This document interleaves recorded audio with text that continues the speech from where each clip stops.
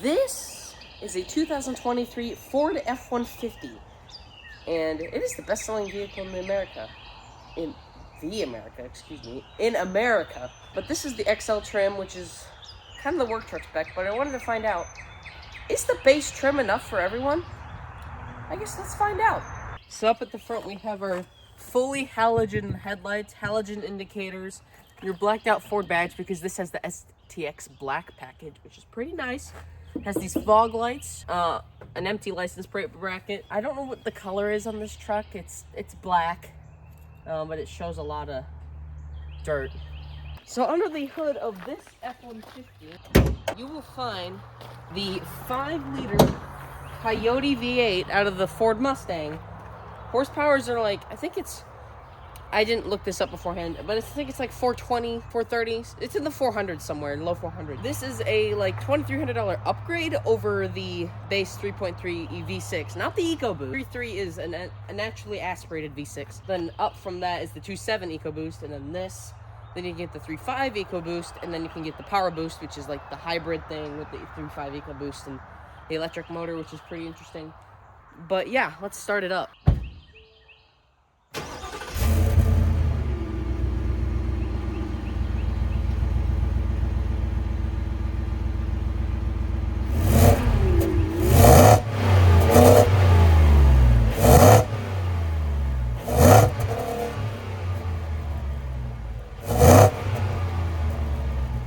You do have some tow hooks down here, so if you want to pull something with your F-150 from the front, you can. You do have a spare wheel. Coming around the side, we have these black wheels, which are very dusty. These come with the STX package.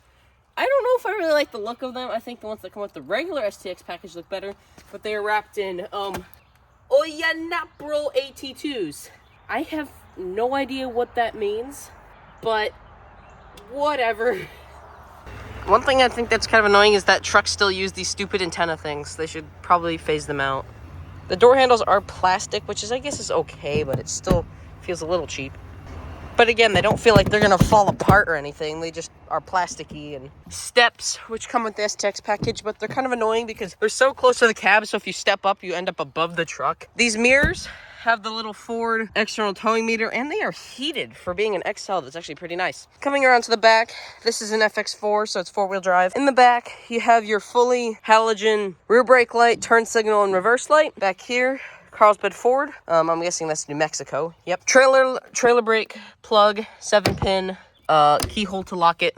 Here's your tailgate. Not damped on this truck, but whatever. You have these little things to stick C-clamps in, so if you want to clamp something down and cut some wood or something, that's pretty useful. This bed's pretty basic. It is bed lined. I think it is a drop-in, not a spray-in bed liner, but there's no outlets, there's no lights or anything. There's not even a rear window. It's just very, very basic, but that's kind of the reason why you buy the XL. I think for how much trucks are getting nowadays, I think you should start looking at base trims.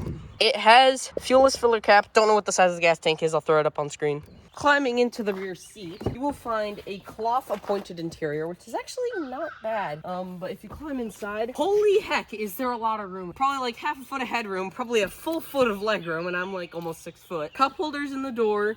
Here's your door release. More cup holders down here. 12-volt in the center console. Rear air vents. More cup holders. No center armrest though. I think that's the one thing it's missing. Each person has their own side reading light. You have a little hook here. Panel to get in and out.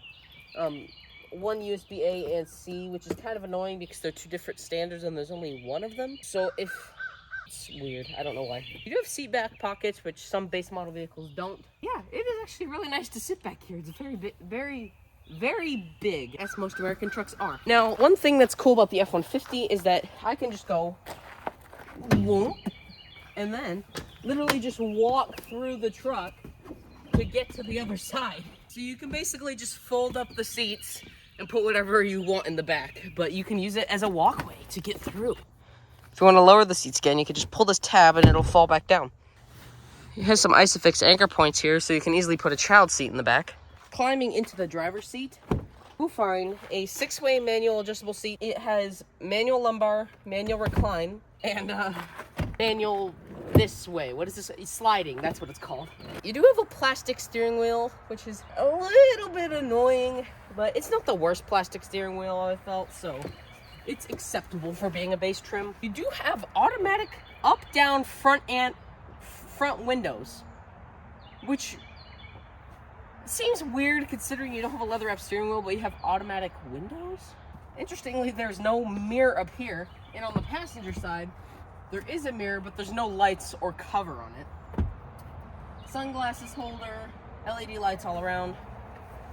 You have your electronic parking. I don't mind, actually. It's pretty okay. You do have a flip key, which I actually kind of like for being a truck. You just stick it in this right here and turn it. Sometimes it'll make this chime, and then sometimes it'll make that chime when you stick the key in. It's random which one it is. But yeah, horn's not too bad. You do have a blacked out Ford logo up here, which is pretty nice. But yeah, let's get more in depth into the interior. So if I fire up the truck using the key, hear the nice V8 come to life. In here, lots of storage. This is equipped with a column shifter, but higher end trims have that folding shifter, and that's to use with this table, which deploys and you can eat or do laptop work on it, which is pretty nice. Here's that plastic steering wheel, turn signal and wiper stock. Lights are down there, electronic parking brake, your automatic up and down front windows. In the center screen, you can cycle between having a speedometer, calm screen, eco coach, fuel economy, which is pretty abysmal. Driver assistance, this actually does have co-pilot, which is pretty nice. There's your trip 2, trip 1, and back to your speedometer. If you press the menu button, then it'll pull up this extra menu, quite laggily, but it will. You can go truck info, and you can go to power distribution, which is kind of pointless because it's a 4x4, but I don't know. Seatbelts. This is nice. So if I put my seatbelt on, just watch this. Bing! It says to take my seatbelt, and then if I take it off, usually it would light up red, but I think it's because it's the driver's seat that it doesn't. But yeah, that's neat. It shows you your steering angle, your pitch and roll, which is nice for off-road. If you go back, you can go into towing, and you can see your trailer light status and stuff. No trailer detected, obviously, right now. You can see your trailer brake gain and your pitch and roll that way, back and forth. Why is it not focusing? Go back. You can see your vehicle maintenance and your settings, but the settings only has one setting and it's vehicle settings, and then it's neutral tow. But one thing interesting about the F-150 is there is a way to leave it in neutral. If you put it in neutral and then you press this, 30-minute neutral mode available, but now I can't take it out of neutral unless if I put my foot on the brake. Then it unlocks and then I can change gears again. This is the 10-speed auto, so whenever you shift, you get the 1, 2, 3, 4, 5, 6, 7, 8, 9, 10 up there, which shows you what gear you're in. You do have drive modes, so there's this little dial down here, so you can go between sport, eco, tow haul, normal, slippery, deep snow / sand, mud / ruts, rock crawl, and yeah, that's it. But some of them will automatically put you into 4 high, like your rock crawl, and it'll lock the diff for you automatically, which it does have if you push this button. But yeah, this is the base model gauge cluster. I actually don't mind it. It's actually pretty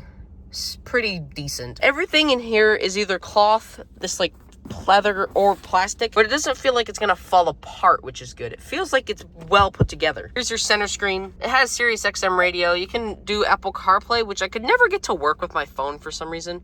Navigation, but you have to buy it, so it doesn't work fully. See, there's that Apple CarPlay that doesn't work half the time. Here's your settings. You can, it has Alexa if you set that up, which is interesting. It has a hotspot, does over-the-air software updates. In general, you can kind of just tweak it. If you go to About Sync, it's Sync 4, which is nice. Pretty new version of Sync. Features over here just shows you your driver assistance things, so you can turn off driver assistance and stuff.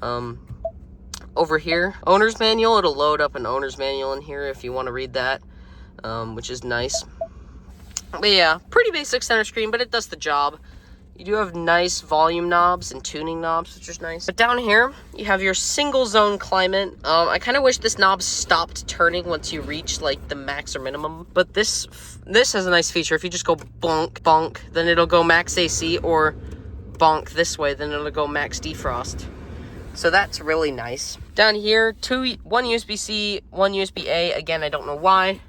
Again, here, one USB-C, one USB-A, but these are data ports. Those are not. 12 volt. Up here, higher trim F-150s would have an actual cover here, but Lower trims just have the lower glove box. One thing, if you turn off the truck, it says to check the receipts. And then if I take the key out, open my door and close it, I can wait for the infotainment screen to go off, but then I can power it back on manually. I don't know why you would want to use that, but you can, which is... You have some coin storage here. Up here, you have a camera button, so you can access your rear view camera at any time. But it does actually have parking sensors, which on the rear only, but still, for having parking sensors on a base trim, that's very impressive. It has hill descent control, which is like downhill cruise control. Traction control off button, really big, so you can spin tires easily. Hazard light button. Very pleasant signal sound. Not super intrusive like I think other Fords are. They're like bonk, bink, bunk. Yeah, it's not bad. As far as the room goes in here, crap ton of headroom. Legroom is kind of subjective because it depends on where you sit, so I'm not gonna really, but it is good. Pedal position is well spaced out, I think, for like, not heel toe downshifting, because this is an automatic, but, just driving in general, it feels well spaced. Maybe if you double press and hold, like you do on Toyota products, I'll try that. It's auto start, or auto, frick. There's no auto start stop, but it has, remote start, I think. So if I lock it, is it working? Maybe if I just hold it down? Yeah, I don't know. It says it has remote start, but it doesn't. One thing I kind of dislike about Fords is that they always tell you about every minor thing, like parking brake on. Oh, parking brake off now. Oh, hill descent control is on. Like, it gives you a freaking warning for everything, which is annoying. It takes up your whole screen here, so you can't see anything. You have to clear it. Oh, yeah, so you can turn the screen off like this. You can also turn it completely off. So if you don't want that on, you can turn it off. This is actually the smallest screen, and you can kind of tell because these bezels are really thick. You do have a manual mode on this column shifter, so if you press the M button, then you can choose between your 10 different freaking gears, which is something, I guess. But yeah, let's just take it for a quick drive down my driveway, and then we'll do a different drive with my dad later on. But yeah, you do have an extra cubby down here on the center console to store more objects. I just found a unique quirk with playing with the wipers. If you turn them on, they'll go back to that position, and then if you turn them off, they'll go a little lower. So I'm guessing that's for aero advantage or something. It does have voice command. Shut up. Navigation is not available. Ignore the watermelon air freshener here, but you can adjust the steering column telescoping and up and down, which sounds very standard, and it in fact is, but Rams don't do this as far as I know, so that's a big advantage for comfort over something like a Ram 1500. And this dinging, so like, look at all the messages when I open the freaking door. It's just annoying. Vehicle is on. Okay, I cleared that. Driver door ajar. Yeah, I know, I just opened it. And then it says vehicle is on again. Oh my God. A thing I find mildly annoying is that the truck that appears in the screen is a Lariat in blue, whereas this is an XL in black. Not a huge deal, but it still is kind of annoying. It's also asking me if I want to return to eco mode, but I don't want to. I want to waste gas. I just found a very unique quirk. If you're in drive and you open the door, watch what the shifter does. It'll move it back to park. So I thought it wouldn't do that with the column shifter. I knew it would do it with this one down in the console, but I didn't know if the column shifter would turn itself back. That's weird. It is pretty darn smooth, and the seatbelt chime is going off. This thing has a lot of power, though. Like, if I just turn off traction control, that was just pure wheel spin. Yes, we are on gravel, but still. The Ford Raptor R coming out, or already being out, where are you gonna use all that power? Like, the Rivian is one thing, because it's way more sporty. There's a duck in the way, I have to wait.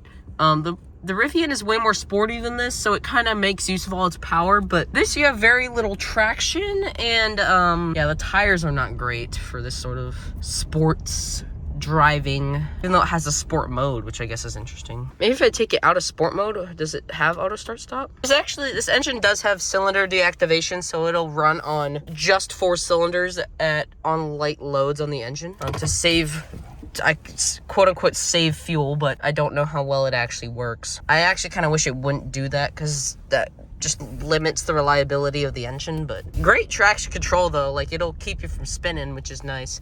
Like, I'm gonna give it all it's got here. Let's watch it. That's foot to the floor.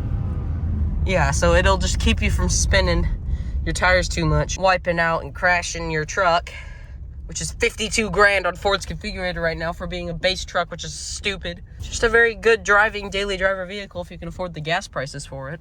So yeah, with the overview done, let's get it out on the road with my dad and see what he thinks of the engine in this truck. He's a Ram owner, by the way, so who knows what he'll think.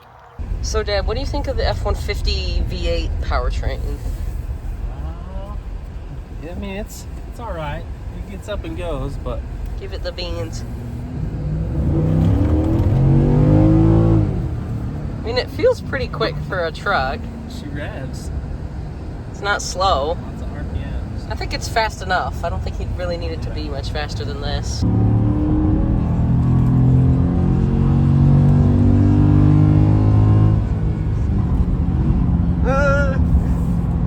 But yeah, that's a quick review of the Ford F-150 XL. It's weird because it has features like auto up-down front windows, but like halogen headlights and no driver side vanity mirror. So it has a lot of features, but it's also missing a lot of features. So I think the sweet spot in the F-150 lineup would be the trim above this, the XLT. I don't think you need to go higher than that though. I think the XLT is basically as high as we'd need to go to get like power seats and heated seats and things among that. But yeah, I guess that's going to be the end of the video, guys. Hopefully you enjoyed. Leave a like and subscribe. See you all next time. Bye!